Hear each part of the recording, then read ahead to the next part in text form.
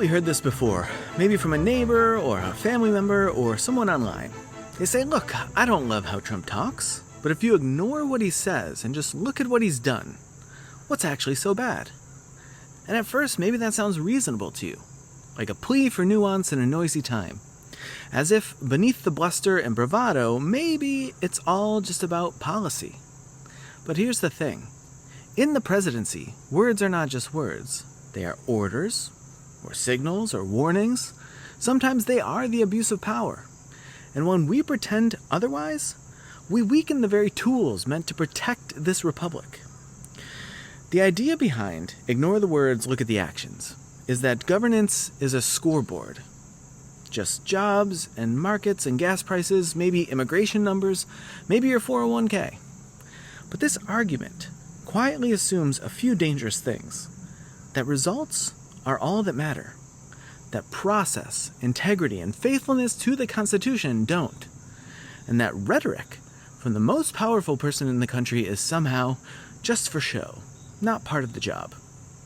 That's not how this office works, and it's not how it was designed. Presidents are not CEOs. They are not influencers. They are constitutional officers, charged not just with doing, but with protecting the conditions under which democracy survives. And that includes the civic trust they either build or break with their words. The founders knew this. Alexander Hamilton, in Federalist No. 65, warned that impeachable offenses aren't always criminal. They are, quote, abuses or violations of some public trust. Not just what a president does behind a desk, but how they carry the moral weight of the office. James Madison warned that the danger wasn't just tyrants, but the gradual and silent encroachments by those in power.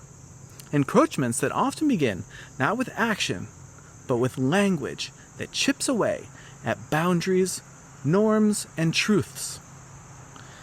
And George Washington, in his farewell to the Army in 1783, said, with a heart full of love and gratitude, I now take leave of you. A tone of humility and duty and restraint, not grievance or vengeance. They understood that speech itself was part of public power. And we've seen what happens when it's abused. Let's talk about January 6, 2021. If you don't fight like hell, you're not going to have a country anymore. We will stop the steal. If Mike Pence does the right thing, we win the election. He wasn't just venting. He was targeting a constitutional process, the peaceful transfer of power, and aiming his followers right at it. Some carried zip ties. Some built a gallows. Some believed that they had presidential permission. That's not harmless rhetoric. That's a president priming the crowd with a lie, then directing them toward the people who refused to help him overturn an election. That was intentional, and it was devastating.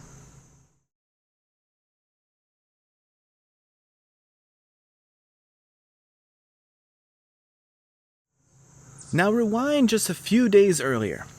On a recorded call with Georgia's Secretary of State Brad Raffensperger, Trump said, I just want to find 11,780 votes, which is one more than we have.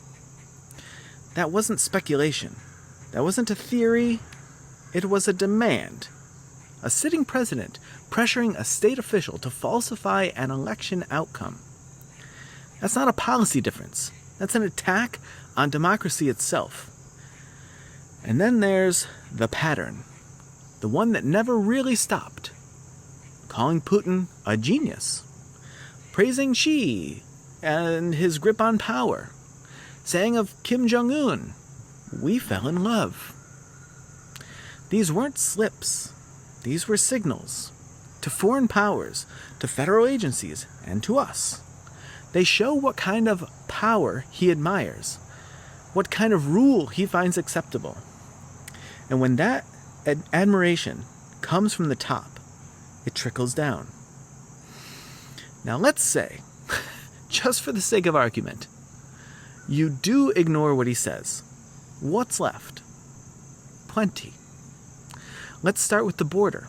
Thousands of children separated from their parents. No coordinated tracking system. Families traumatized, knowingly, as a deterrent. That's not border security. That's state-sponsored cruelty. Even internal agency memos revealed that this outcome was foreseen and accepted. Then there's Schedule F, the executive order that stripped job protections from federal workers in policy roles. This wasn't about draining the swamp. It was about removing independent voices and replacing them with loyalists. It's the opposite of a neutral civil service, and it undermines the guardrails that keep our agencies from becoming partisan tools. Trump signed that order in 2020. He reissued it on his first day back in office in 2025. What about the Department of Justice? Trump has publicly pressured prosecutors to go after political enemies. He's called judges partisan hacks. He's said he wants retribution. This isn't how a president talks about equal justice. It's how a strongman talks about power. And all of it, from border policy to DOJ to the civil service, it all undermines the very institutions the president is supposed to uphold. Now let's talk about elections. From 2016 to today, Trump has only accepted results where he wins. He's spread conspiracy theories, and he's attacked vote counts, and he's cast doubts on mail ballots, machines, and even his own appointees. This isn't just lying. It's a long campaign to convince Americans that our system only works when it serves him. And that corrodes the very foundation of self-government.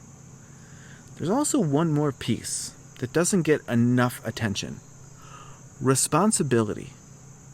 Time and time again, Trump claims credit, but dodges blame. He said the Ukraine call was perfect. He called January 6th a beautiful day.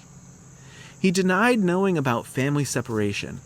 He blamed others for COVID, for the deficit, even for his own appointees' failures. And in March 2020, when asked about the pandemic response, he said, "I don't take responsibility at all." That's not leadership. That's deflection. But the presidency doesn't work like that. You don't get to float above agencies you lead.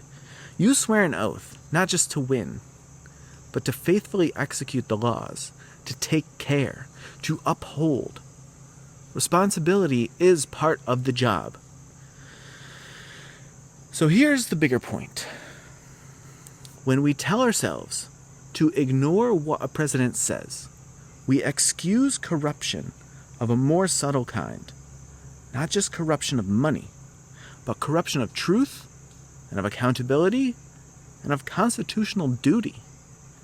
Because in this office, speech is power. It directs agencies. It sets priorities. It signals what kind of nation we are and what kind we're becoming. Presidential words can calm a country or stir it to violence. They can reinforce the rule of law or undermine it. They can unite or divide. They can tell the truth or help people believe they no longer need it. When George Washington stepped away from power in 1783, he spoke with gratitude and grace. When Trump lost an election, he summoned a mob. That's not just a contrast in personality. It's a contrast in presidential character. And character matters, not as a personal trait, but as a civic one, because it shapes what kind of country we get to live in next.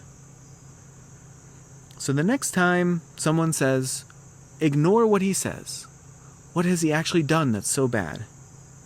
Ask them this. If we ignore the signs while the guardrails are being bent, what happens when someone comes along who's even worse? Well, thanks for being here. I never know how to end these. But if you want the full quotes, sources, and a printable version of this argument, check the link in the description. You can also find reflections like this on my Substack and deeper conversations on my podcast. I host one there on Substack and one on Patreon. Neither are paywalled. And while we're here, let me know your thoughts in the comments below. Should presidential speech carry legal or civic weight? And how should we judge a leader? By their results or by the way they reach them? Do the ends justify any of the means? I'll see you in the next one.